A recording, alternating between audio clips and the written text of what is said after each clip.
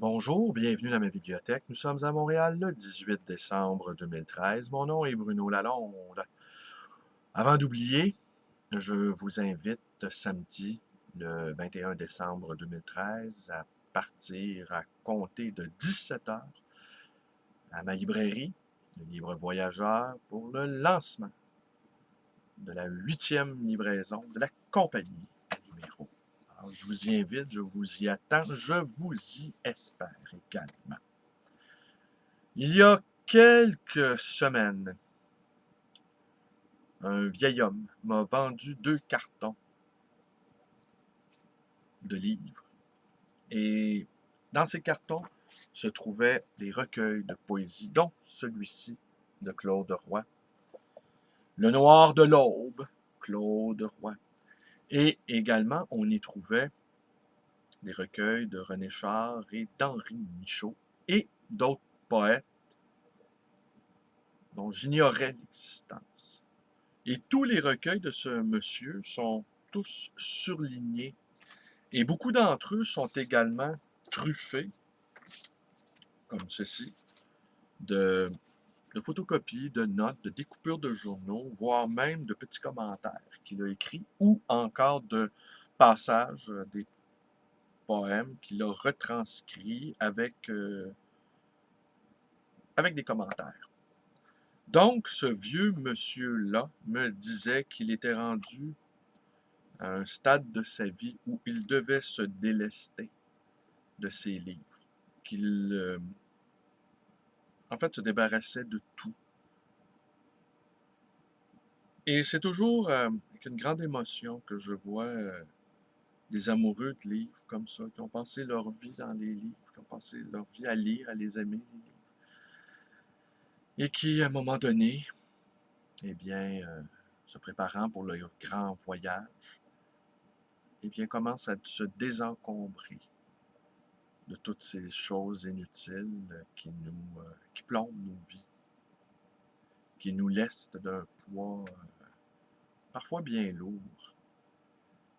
À l'inverse, c'est plutôt triste de voir des personnes âgées qui épuisent leur dernière force vitale à maintenir un train de vie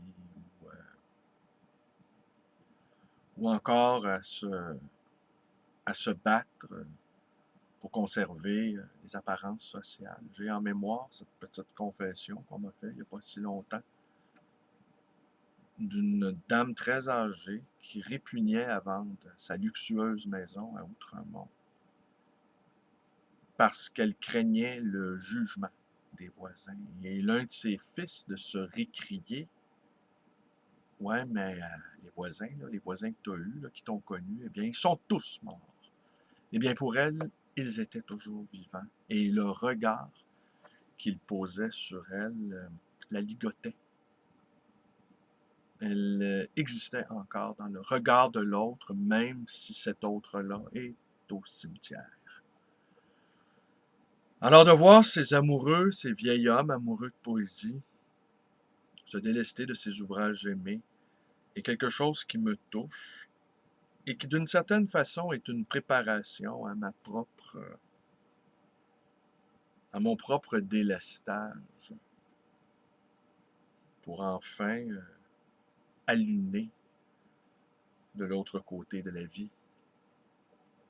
Mais ce qui a frappé mon attention dans cette acquisition-là, c'est que j'y ai trouvé, et ça c'est ce que je vais vous lire, un petit passage ou deux, j'y ai trouvé une note, une critique parue dans le Nouvel Observateur du 17 mai 1990, une critique donc de Simon Leys. Simon Leys, que je connaissais de réputation parce qu'il a été un des premiers à dénoncer les camps de Mao Tse-tung, mais que je n'avais jamais lu. Et j'en ai lu quelques-uns cette année. Je sais que mon amie Elisabeth de Séoul le tient en en très haute estime. Et son dernier livre, Le Studio de l'inutilité, est franchement formidable. Je l'ai lu 2 fois. Je l'ai lu au printemps et je l'ai relu là, il n'y a pas si longtemps parce que Je l'ai acheté à ma librairie. Je l'avais emprunté à la grande bibliothèque en me disant, « Ah, j'aime tellement ça, il faut que je l'achète. » Mais j'achète tellement de livres. Ça aussi, c'est quelque chose qui ne cesse de m'étonner chez moi. Ma curiosité intellectuelle est restée intacte. Je suis aussi curieux que je l'étais lorsque j'étais enfant. Alors, je vous lis un passage et la conclusion aussi m'a beaucoup touché parce que c'est toute la question que vous allez voir. Une des plus belles... Ah, le titre, c'est Les dictées du cœur. Une des plus belles dédicaces littéraires que je connaisse est celle de Robert Louis Stevenson, écrivit à l'intention de son ami Sidney Colvin pour lui offrir le voyage avec un âne dans les Cévennes. Chaque livre est, dans un sens intime, une lettre circulaire que l'auteur adresse à ses amis. Eux seuls savent exactement ce qu'il veut dire. À nous, les tournants. Ils trouvent des messages personnels, des témoignages d'affection, des expressions de gratitude placés là à leur intention spéciale. Le public n'est que le généreux mécène qui paie les frais de la poste. Il me semble que les gens qui font des livres ont tous dû souhaiter à quelque moment de pouvoir inscrire un tel propos en tête de leur ouvrage, mais bien peu seraient mieux qualifiés que Claude Roy pour le faire. Cette notion même d'une lettre circulaire que l'auteur adresse à ses amis pourrait en fait servir de définition collective aux quelques 20 volumes de poésie, de souvenirs, de fiction, de journaux et d'essais que Claude Roy a publiés ces 40 dernières années.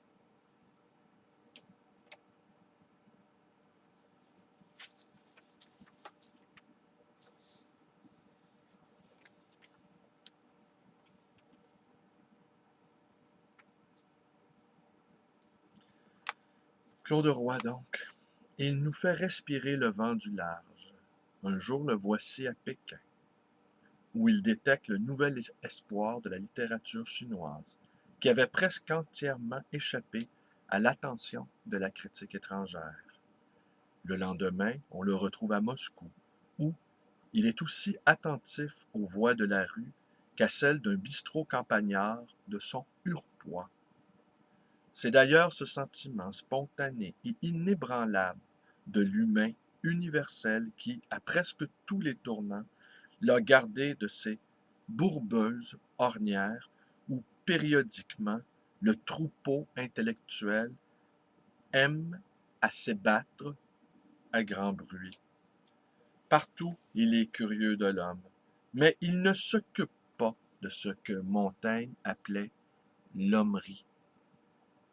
Et aussi ces journaux sont-ils merveilleusement exempts de ragots qui rapetissent et empoisonnent tant de volumes de souvenirs littéraires. Il faut dire que sa façon de s'intéresser aux gens est à l'exact opposé de celle des hommes de lettres. Ces tristes infirmes, pour qui, selon le mot de Randall Jarrell, les gens se divisent en deux espèces. Ceux qui écrivent et les autres ne sont pas des gens.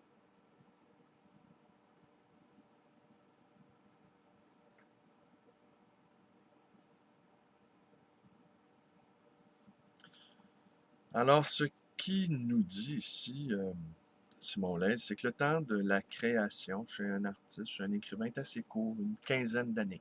Pendant 15 ans, il donne ses fruits, et après cela, bien souvent, il ne survit qu'à son œuvre. On pense à Rimbaud, le génie adolescent par excellence, qui lui-même, après quelques fulgurances, a tourné le dos à sa propre poésie, à sa propre prose, pour aller se lancer dans la grande aventure de la vie. Sans doute Rimbaud savait que ces intuitions admirables qu'ont été les siennes, eh bien, n'étaient dues qu'à son extrême jeunesse. Le génie adolescent est très sous-estimé, selon moi. Et je prétends que cette période-là de l'adolescence est la période la plus importante d'un être humain. On est tous des génies à l'adolescence. Et après, ben là, ça se corse. Et ça peut même aller jusqu'à se détériorer. Et là où Claude Roy reste pour moi une figure centrale, majeure dans ma propre démarche, c'est que Claude Roy n'a jamais été un être désabusé, n'a jamais cessé d'être curieux des autres, n'a jamais cessé d'avoir ce regard authentiquement candide posé sur la vie. Et c'est assez difficile à acquérir, ça, ou à préserver, c'est selon. C'est assez difficile. Et je pense que on y arrive à grand-peine, en se secouant, en se brassant, en se battant d'une certaine façon. Alors, je conclus ici ce qu'il nous dit justement sur cette grâce qui, euh, qui disparaît.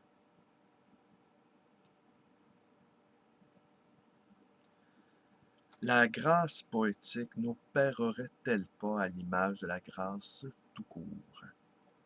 Dans l'admirable correspondance du grand philosophe et théologien Newman, il y a une lettre datant d'après sa conversion au catholicisme en 1815, dont une page m'a frappé.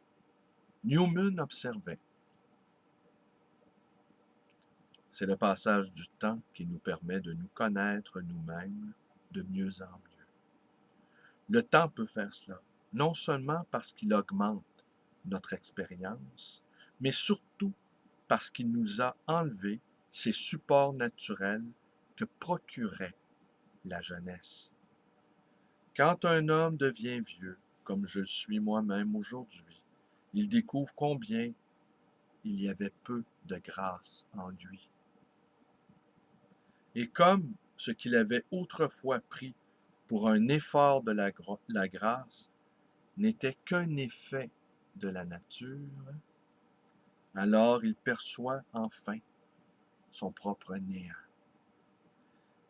Il voit qu'il avait moins de grâce qu'il ne pensait. Mais en même temps, il comprend aussi qu'il ne possède rien d'autre que cette grâce-là. C'est le signe d'un saint que de croître, tandis que les esprits communs rabougrissent avec le temps. Je me demande s'il n'en va pas de même en poésie. La croissance continue du poète atteste la vérité de l'homme. Et c'est quand son inspiration n'est plus soutenue par les fausses ailes de la jeunesse que l'on peut mesurer la grâce qui l'habite. Mais cette grâce-là est un grand mystère. Et l'exemple que nous offre notre voyageur n'a pas fini de nous étonner. Alors, je vous invite à lire les ouvrages de Claude Roy. Moi, personnellement, j'ai un petit faible pour ses carnets et ses journaux littéraires qui sont entrecoupés de merveilleuses descriptions d'oiseaux, car Claude Roy était également un ornithologue amateur. La grâce de l'oiseau. Alors voilà, je vous montre ceci. Eh bien, écoutez, je vous dis à demain pour de nouvelles aventures microscopiques dans ma bibliothèque. Et quoi d'autre? Bon, vous connaissez la suite. Allez, merci. Et je vous attends samedi. Allez, portez-vous bien.